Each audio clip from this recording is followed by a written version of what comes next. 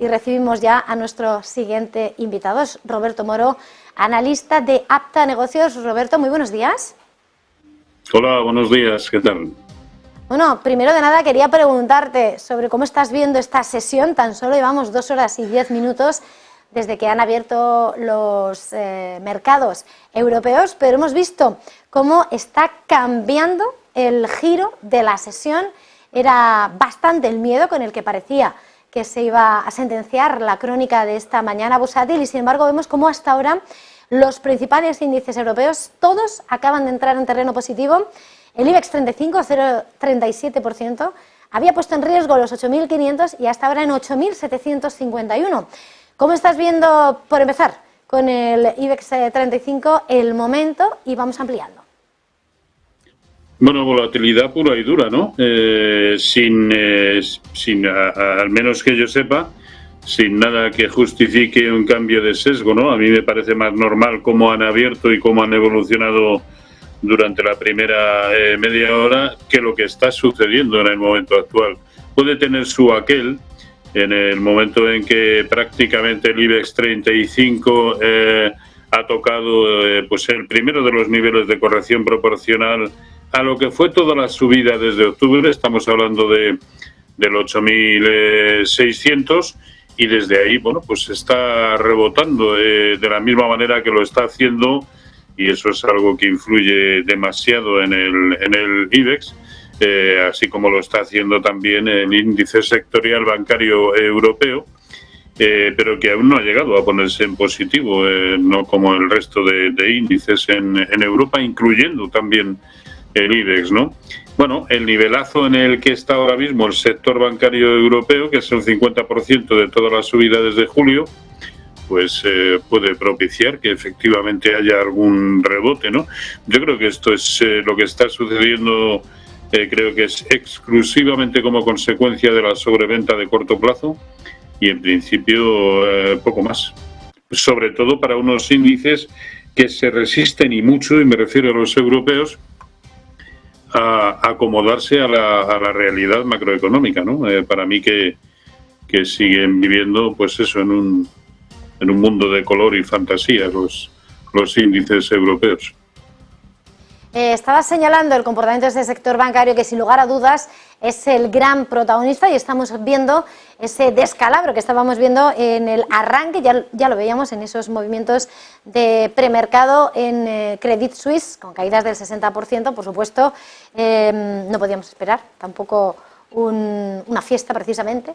UBS con 8%, pero vemos como en toda la banca europea el miedo se ha instalado desde primera hora. Es verdad que a esta hora parece relajarse ciertas tensiones, pero bueno, la banca sí que, ahí tenemos a la Deutsche Bank, tenía caídas del 6%, a esta hora en el 3,80%, y estamos viendo a esos gigantes de la banca efectivamente cotizar con esos miedos en una jornada como hoy. Mirando ese sector bancario, quería preguntarte, UBS, sobre todo después de haber enviado también esos mensajes de que tiene fortaleza, que va a poder con esa absorción y defendiendo ese músculo, es uno de los grandes protagonistas junto con UBS. No sé qué otros bancos querrías poner sobre la mesa, sobre todo para vigilar y qué hacer. A ver, es que de la misma manera que hasta hace bien poquito el sector bancario tenía una pinta enorme y de querer continuar haciéndolo muy bien, y vuelvo precisamente al gráfico del sectorial bancario europeo, en la medida en que el resto de índices han caído desde la zona de máximos pues un 10% aproximadamente, el sector bancario ha caído un 25% en los mínimos de hoy, ¿no? Por lo tanto, claro que el descalabro está siendo importante, y claro que todo lo que está sucediendo, por mucho que nos decían que no, que era algo puntual y que no iba a tener mayor trascendencia, yo creo que sí la tiene, ¿no? Y desde luego aquí los perjudicados, como siempre, más allá de la evolución en bolsa y demás, como siempre, pues los accionistas, ¿no? Que difícilmente, es decir, bien, se ha tratado de garantizar en todo momento aquello que producía, que podía producir pánico, es decir, retirada masiva de depósitos, garantizando liquidez y demás, pero ¿quién garantiza, quién echa una mano a los accionistas, ¿no? Que simplemente hoy están perdiendo otro 60% añadido a lo que iban perdiendo. En fin, es la historia de siempre. Quiero decir, se podían, creo, haber hecho las cosas de otra manera, pero no tenía que ser todo en el fin de semana y al fin y al cabo el precio, que es lo que está haciendo en Credit Suisse, ir a buscar pues niveles muy acordes a la nueva valoración, un poco por encima de 3.000 millones, a la nueva valoración que ha supuesto la venta o lo que sea que se llame esto a VS, ¿no? En cuanto a VS, bueno, el movimiento ahora mismo, lo cual no garantiza que a final de la jornada sea igual, ahora mismo y después de unas caídas bastante severas, pues bueno, está prácticamente en el máximo de la jornada, incluso dejándonos ahí, lo vemos, una pequeña vela blanca, ¿no? Pero lo importante es que con respecto a toda la subida que se inició en 13,90, es decir, al igual que el conjunto de los mercados desde octubre del año pasado, el precio ya ha perdido, y dejando un hueco bajista tremendo, el precio ya ha perdido el 0,618% de Fibonacci de esa subida, ha perdido la media móvil de 200 sesiones, así que o cambian demasiado las cosas o pintan bastos también para VS, como para al menos pensar que su objetivo debiera ser la zona de 13,90, y creo que tiene bastantes posibilidades de conseguirlo.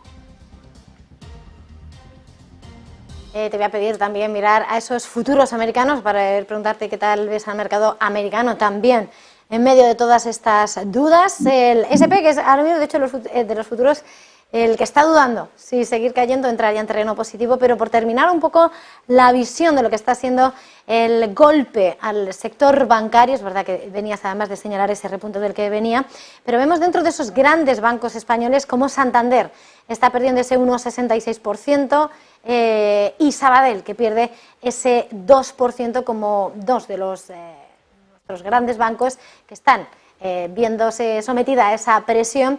Y dentro de esos bancos españoles quería preguntarte, bueno, ¿dónde estás viendo el movimiento más preocupante? ¿Dónde puedes ver el movimiento más contenido? ¿Cómo lo ves?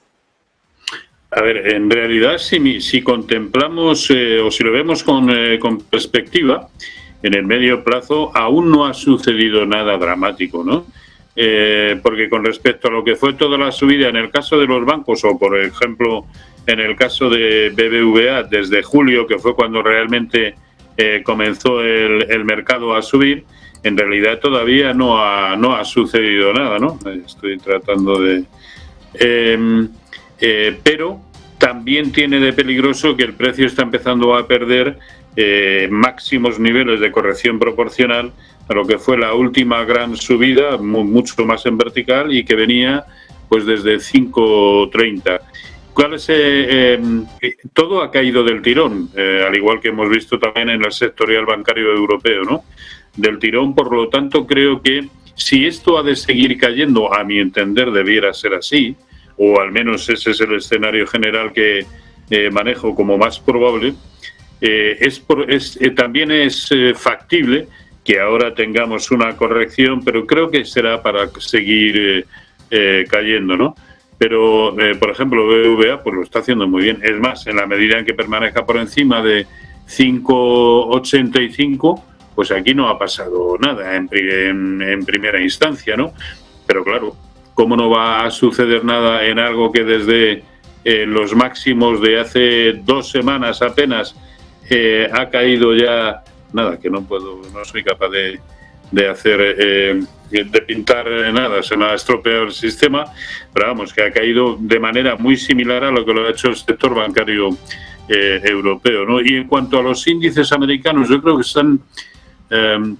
se están comportando de una manera mucho más coherente y acorde a la situación macroeconómica de lo que lo están haciendo los europeos, ¿no? Al fin y al cabo, pensemos que en la medida en que IBEX, DAX, Eurostoxx, CAC 40 desde octubre del año pasado han subido un 32%, el S&P 500, por ejemplo, lo ha hecho en un 17,8% solamente, es decir, casi la mitad. Y desde entonces está manteniendo más o menos un lateral con sesgo bajista que, insisto, a mi entender, es mucho más acorde a la situación macroeconómica, ¿no? Pero en realidad, hasta que no veamos precios por encima de, en primera instancia, de 4.070 o por debajo de 3.800, la verdad es que no está sucediendo nada y el precio ahora mismo está pivotando sobre la media móvil de 200 sesiones. Así que hay que esperar. El que lo está haciendo excepcionalmente bien es el de semiconductores de Filadelfia. Ahí lo tenemos. Está en niveles muy próximos a un 1,5% prácticamente de los máximos de comienzos del mes de febrero. Es decir, fabuloso. Y no ha ido a buscar ningún nivel de corrección proporcional de toda la subida desde octubre. Si esto sigue así, puede tirar de los Nasdaq y los Nasdaq a su vez del S&P 500.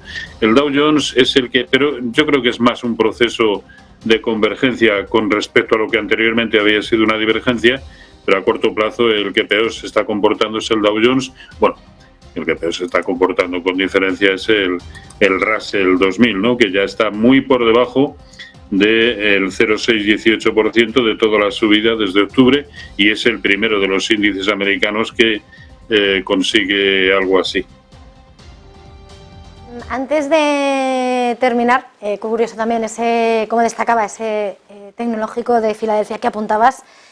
Roberto, quería preguntarte por lo que está siendo sin lugar a dudas uno de los protagonistas del día, mirando a otros activos y en el que estamos viendo cómo a esta hora se mantienen esas caídas abultadísimas en el petróleo. Tenemos en 64,96 el West Texas y la onza de oro que ha tocado esos $2.000 pero lo ha perdido. ¿Cómo ves a estos dos, a este oro negro, a este oro amarillo en este contexto?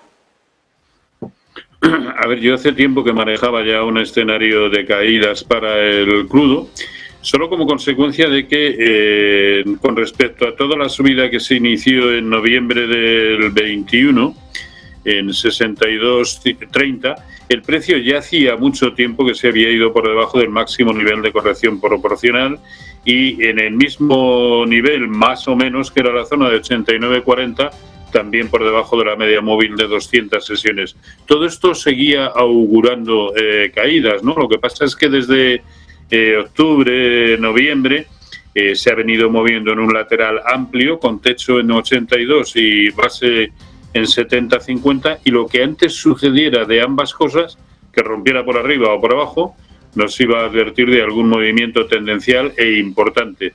Ha sucedido. Ha perdido la zona de soporte en 70,50, siguiente objetivo 62,30 y los mínimos del verano del 21, sí, bueno, 61 prácticamente. Ahí, eso es un soportazo en el largo plazo, ¿no? Bueno, vamos a ver cómo se comporta ahí. Y ya estamos prácticamente llegando, con lo cual yo creo que para tomar posiciones cortas ya llegamos tarde, ¿no? Vamos a ver su siguiente evolución. Y el oro, sí, el oro ahora mismo, y no sé por qué extraña razón en este momento, ahora sí, de golpe todos los inversores creen que es que se ha convertido en activo refugio cuando previamente para nada, y había sido un subyacente que seguía miméticamente los movimientos del dólar. Este sí ha demostrado y sigue demostrando que es un activo refugio. Con esto no digo que el oro no lo sea, digo que de manera autónoma hasta ahora, hasta hace 3-4 jornadas, no lo había sido. Ahora sí, toda vez que aguante por encima de 1970, tiene toda la pinta de ir a buscar nuevamente y como poco sus máximos históricos. Niveles que a mi entender y desde el lado macroeconómico hace ya mucho tiempo que debía haber alcanzado e incluso superado. Muchísimas gracias, Roberto Moro, de Apta Negocios. Como siempre ha sido un verdadero placer. Feliz jornada, feliz negocio. Igualmente, cuídense, chao.